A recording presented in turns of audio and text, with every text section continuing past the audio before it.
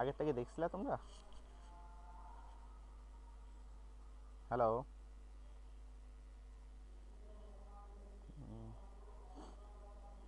আচ্ছা,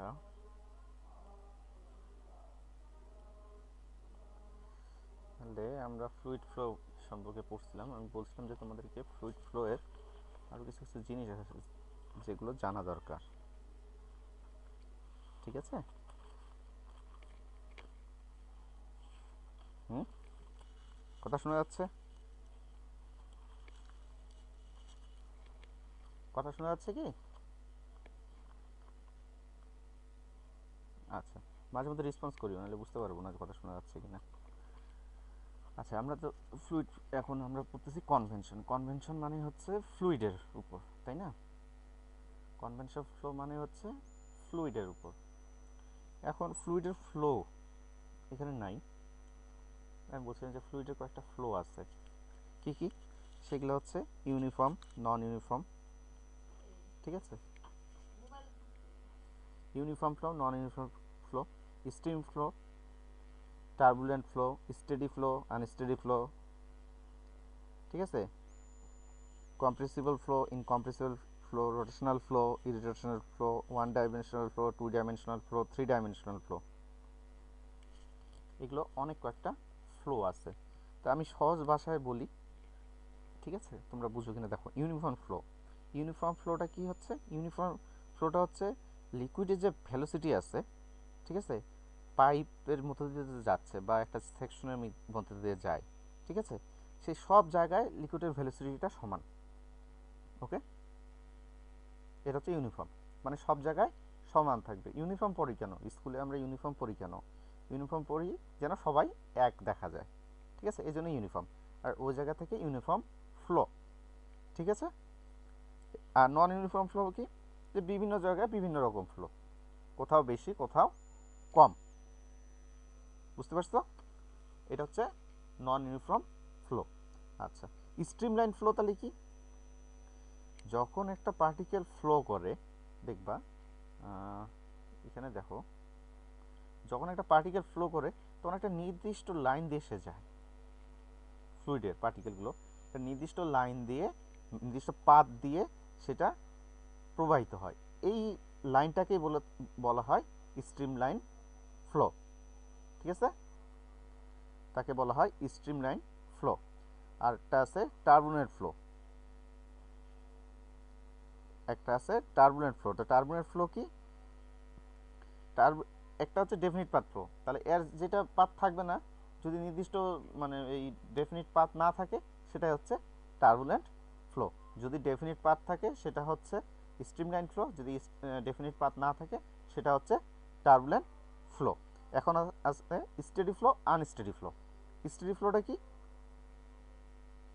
পার সেকেন্ডে, দেখো, স্টেডি ফ্লো হচ্ছে পার সেকেন্ডে যদি ফ্লোটা সমান থাকে, পরিমাণটা যদি পার সেকেন্ডে, ধরো এক জায়গা থেকে একটা মোটর দিয়ে পার সেকেন্ডে 5 লিটার করে পানি বের হচ্ছে, এটা যদি সবসময় সমান থাকে সেটাই হচ্ছে স্টেডি ফ্লো। আর যদি সমান না থাকে, কখনো 5 লিটার, কখনো 4 লিটার, কখনো 3 লিটার, এইভাবে যদি ফ্লোটা বের হয়, সেটা হচ্ছে আনস্টেডি ফ্লো। ঠিক আছে?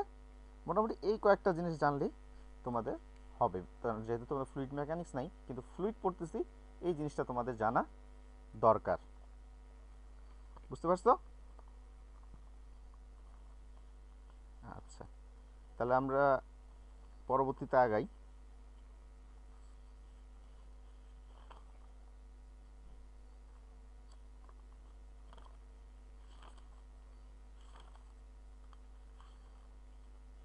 হ্যাঁ, সব পার্থক্য আছে। Rotational flow, irrotational flow, one dimensional, two dimensional, ঠিক আছে, এগুলো সব পার্থক্য আছে। একটাও ঠিক না, নির্দিষ্ট না। আচ্ছা, আমি একটা জিনিস খুঁজতেছি, হয়ে গেল।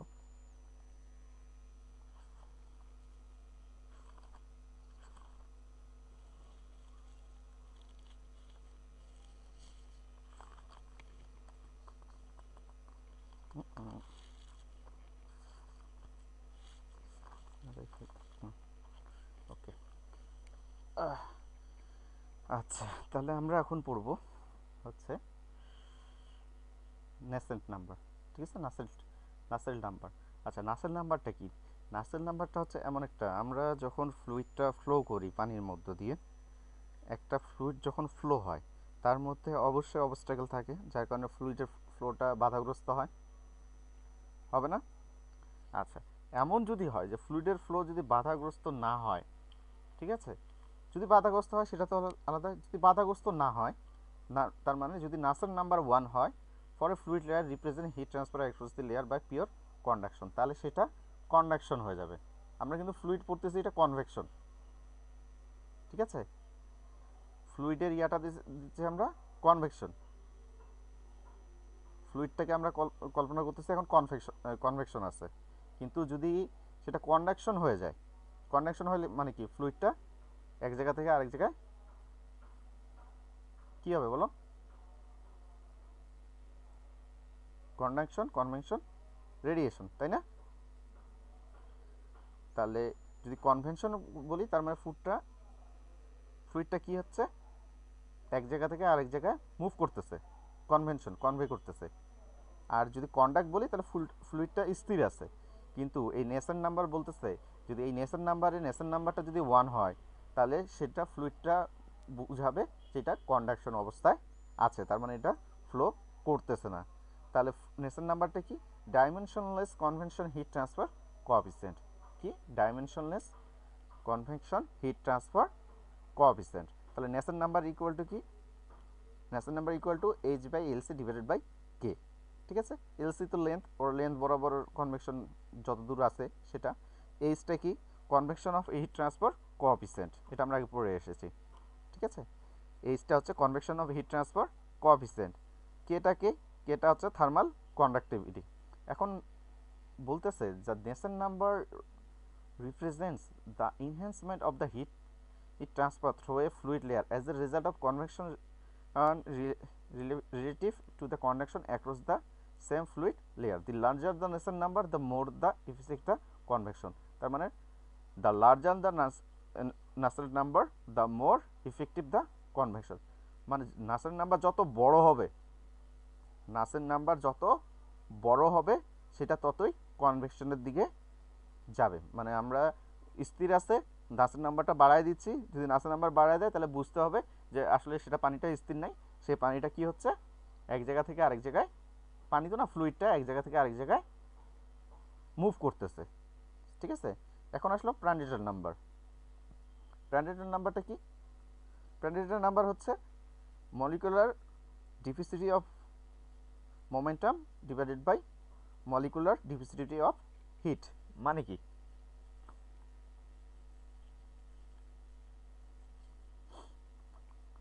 একটা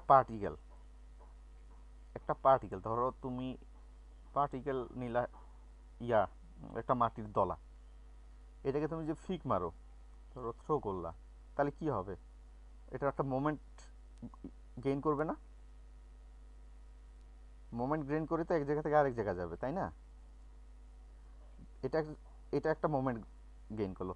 আবার ওই পার্টিকেলকে তুমি হিট দিলা, ঠিক আছে, ওই পার্টিকেলকেই তুমি হিট দিলা, ওই মাটির দলাটাকে তুমি হিট দিলা, তাহলে এই যে দুই, একটা হচ্ছে মোমেন্টাম আর একটা হচ্ছে হিট, এই দুটার মধ্যে যে ইলেকট্রন বা ওর যে পার্টিকেল আছে, এগুলো যে বিচ্ছিন্ন, ডিফিসিভিটি মানে হচ্ছে বিচ্ছিন্নতা, এগুলো যে বিচ্ছিন্ন হয়ে যাবে, পার্টিকেলগুলো বিচ্ছিন্ন হয়ে যাবে, সেটাই হচ্ছে প্রাডেন্ট নাম্বার। ঠিক আছে, কি বলছে? The Prandtl number of gases are about 1। Prandtl number গ্যাসের ক্ষেত্রে 1, তার মানে কি, ওটা মোমেন্টাম অবস্থাও যেই থাকবে, ডিফিস অবস্থাও সেই থাকবে। 1 মানে কি, উপরে আর নিচে সমান হলেই সেটা গ্যাস। ঠিক আছে, উপরে আর নিচে যদি সমান হয় তাহলে কাটাকাটি করলে কি থাকবে? 1 থাকবে। তাহলে সেটা যদি 1 হয় তাহলে সেটা কি বলতেছি আমরা? সেটা হচ্ছে gas. Which indicate that both momentum and the heat displacement through the fluid is about the same rate. Heat diffuses very quickly in liquid metals. মেটালসের ক্ষেত্রে কি বলতেছে? হিট ডিফিউজটা খুব তাড়াতাড়ি হয়। মেটাল খুব তাড়াতাড়ি গরম হয় না? মেটালটা খুব তাড়াতাড়ি গরম হয়, এই জন্য বলতেছে যে metal diffuses very quickly in liquid metals.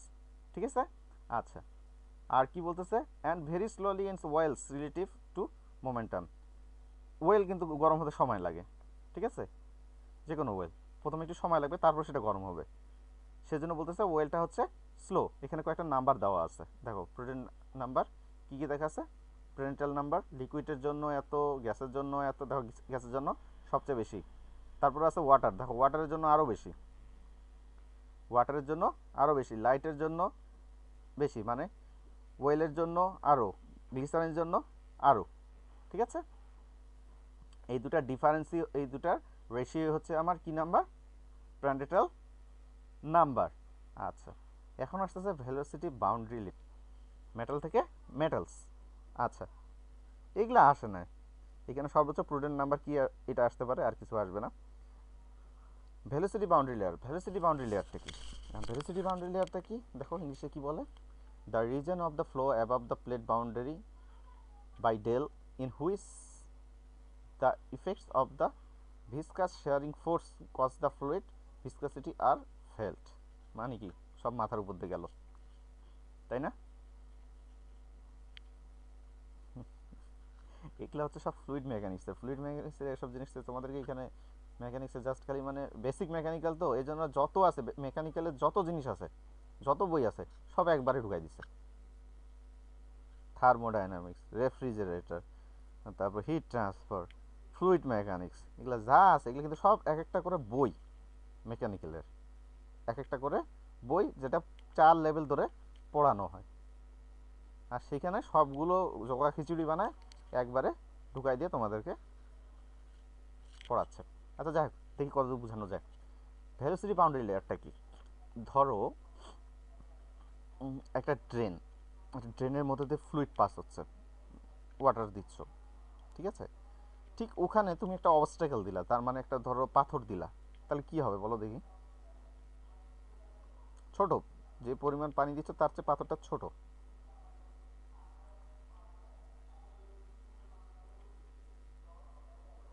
Side দিয়ে যাবে বা উপর দিয়ে যাবে, তাই না, উপর দিয়েও চলে যাবে, তাই না, পানিটা উপর দিয়ে চলে যাবে ভিতর দিয়ে। আচ্ছা ধরো এইটা একটা অবস্ট্যাকল, ধরো যে এতটুকু একটা অবস্ট্যাকল, ওকে, ধরো এইটা একটা অবস্ট্যাকল। এখন এই দিক দিয়ে আমরা ফ্লুইড আসতেছে, ভেলোসিটি এজ এ ভি আসে, কি হলো, এখানে ধাক্কা খাইলো, ধাক্কা খাই কি হবে, পানিটা উপরে উঠে যাবে, এটা ধাক্কা খাইলো, এটা একটু উপরে উঠবে, এটাও ধাক্কা খাইলো, এটাও উপরে উঠবে, এটাও ধাক্কা খাইলো, এটাও উপরে উঠবে, এ ধাক্কা খাইলো, এটা উপরে উঠবে, এটা উপরে উঠতে এদিক দিয়ে পাস হয়ে যাবে, তাই না, এই ভ্যালোসিটির জন্য উপর দিয়ে পাস হয়ে চলে যাবে। কল্পনা করো দেখি, হবে না? হ্যাঁ হ্যাঁ, বাদ, যখন ফ্লো বাড়ে যাবে কি হবে, ড্যাম দেখো নি, যখন ড্যাম পানি বেড়ে যায় ড্যামের উপর দিয়ে পানিটা চলে যাচ্ছে, যাচ্ছে না?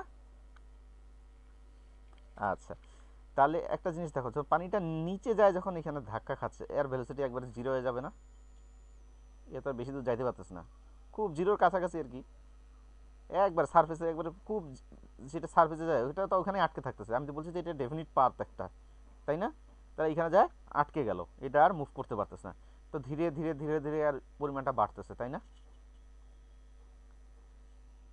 আচ্ছা এখন বাউন্ডারি লেয়ার আমি তাকে বলবো, এই বাউন্ডারি লেয়ারটা হচ্ছে, এই ডেলটা হচ্ছে সেই, যখন এই ভ্যালোসিটিটা 0.99 হবে, এই জায়গায় দেখা যাবে 0.99, মানে এদিক দিয়ে যখন পানিটা উপর দিয়ে পাস হয়ে যাচ্ছে তখন দেখা যাচ্ছে এখানে যে ভ্যালোসিটি ছিল এখানেও তার একবারে 100% না হলেও 0.99, প্রায় 100% ভ্যালোসিটি। এটাই হচ্ছে আমার বাউন্ডারি লেয়ার। ঠিক আছে, কনসেপ্টটা বোঝা গেছে? এইখানে কিন্তু জিরো, এখানে কিন্তু পানিটা আর পার হতে পারতেছে না, কিন্তু এই দিক দিয়ে তো পার হচ্ছে, দেখা যাচ্ছে এখানে যে ভ্যালোসিটিটা থাকে, এখানে যে ভ্যালোসিটিটা পাচ্ছি আমি সেটা প্রায় সমান, ঠিক আছে, প্রায় সমান। এই অবস্থা, এইটার জন্য এটাকে বলতেছে আমার কি, boundary velocity boundary layer. The velocity boundary del is typically defined as the distance Y, ডিস্টেন্সটা ওয়াই, ডিস্টেন্স কোথায় আছে, ডিস্টেন্স ওয়াই, ওয়াই বরাবর, মানে হচ্ছে এই বরাবর, ঠিক আছে, এটা এক্স যদি হয় এটা ওয়াই অক্ষ বরাবর, ওয়াই অক্ষরে ফ্রম দ্য সারফেস, এই সারফেস থেকে ওয়াই অক্ষ বরাবর ইউ, মানে ইউটা যদি ভি এর প্রায় সমান হয় তাহলে তাকে আমি বলবো velocity boundary layer. The hypothetical line of U এত ডিভাইডস দ্য ফ্লো, আচ্ছা দরকার নেই, বাউন্ডারি লেয়ার রিজন, আচ্ছা এই দেখো এদিক দিয়ে আমার ফ্লো হচ্ছে, এখানে দেখো কয়েকটা ইয়ার আছে, laminar boundary layer, transaction reason, turbulent boundary layer. Turbulent মানে এগুলো একটা flow, laminar flow, turbulent flow, এগুলো এক এক ফ্লো। এখন এটা যদি বলি thermal boundary layer, thermal boundary লেয়ারটা কি? ওটা হচ্ছে ভেলোসিটি বাউন্ডারি লেয়ার, এটা হচ্ছে ভেলোসিটিটা বললাম, তাই না, ফ্লুইডের ভেলোসিটি। আর এখানে বলতেছে thermal boundary layer, a thermal boundary layer develops a fluid specific temperature flows over a surface.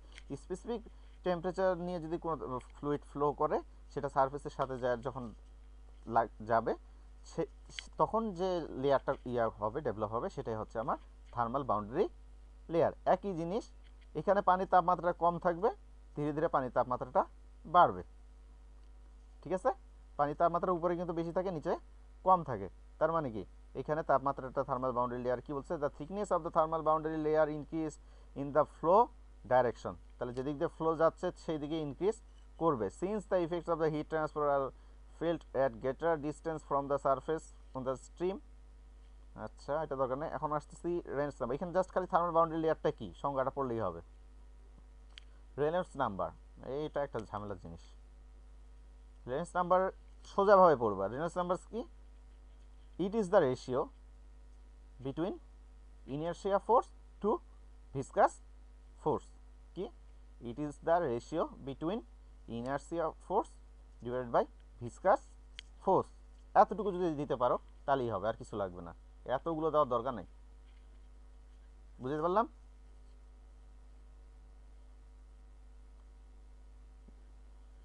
It is the ratio, দেখো সোজা হিসেবে, it is the ratio between inertia forces to viscous forces. Inertia force আর viscous ফোর্সের মধ্যে যে রেশিওটা সেটাই হচ্ছে রেনল্ডস নাম্বার, সেটাই হচ্ছে রেনল্ডস নাম্বার। রেনল্ডস নাম্বারটা আসলে কি? রেনল্ডস নাম্বার বোঝাচ্ছে কিন্তু নাম্বার কই? এখানে কথা হচ্ছে যে নাম্বার কই, স্যার এখানে নাম্বার বলতেছেন কিন্তু নাম্বারটাই কই? এখানে তো নাম্বার আগামাথা কিছু নাই। আসলে রেনল্ডস নামের একজন বিজ্ঞানী ছিলেন, উনি একটা গবেষণা করে বাই করলেন যে একটা নাম্বার তিনি ডেভেলপ করলেন, ঠিক আছে। কি সেটা? নাম্বারটা বলতেছে যদি রেনল্ডস নাম্বার মানে এই ইনার্শিয়া ফোর্স আর ভিসকাস ফোর্সের ডিফারেন্স, একটা নাম্বার ক্রিয়েট হবে, এই নাম্বারটা যদি 2000 হয়, লেস দেন যদি 2000 হয় তাহলে সেটা হচ্ছে লেমিনার ফ্লো, ঠিক আছে। যদি 2000 হয় তাহলে সেটা হচ্ছে লেমিনার ফ্লো, এবং যদি 2000 থেকে 2800 ও মধ্যে থাকে তাহলে সেটা লেমিনার ফ্লো না, টার্বুলেন্ট ফ্লো না।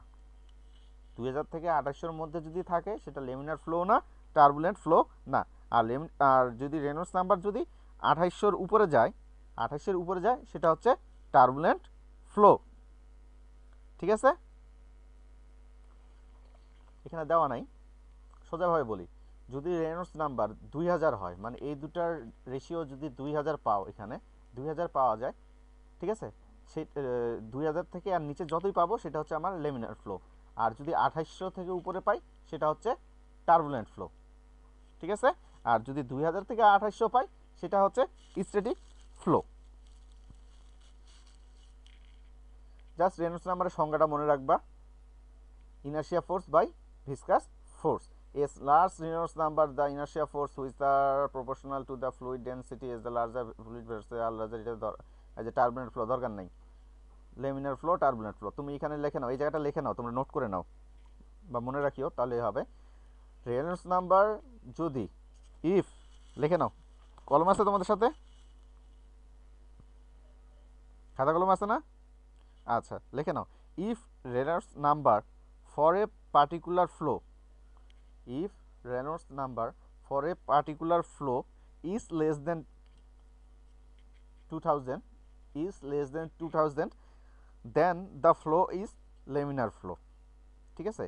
but if the Reynolds number exceed 2800 মানে 2800, the flow is turbulent flow, মানে 2000-এর যদি নিচে থাকে, রেনল্ডস নাম্বার যদি 2000-এর নিচে থাকে সেটা হচ্ছে লেমিনার ফ্লো, আর যদি সেটা 2800 এক্সিট করে সেটা হচ্ছে টার্বুলেন্ট ফ্লো।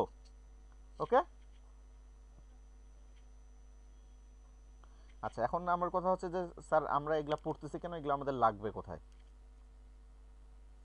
এগুলা আমাদের লাগবে কোথায়? দেখো একটা প্লেন যখন মুভ করে, একটা প্লেন যখন মুভ করে তখন কি হয়, প্লেনের এই জায়গাটা এরকম কেন থাকে, কখন কেউ লক্ষ্য করছো? প্লেনের মাথাটা এরকম কেন থাকে?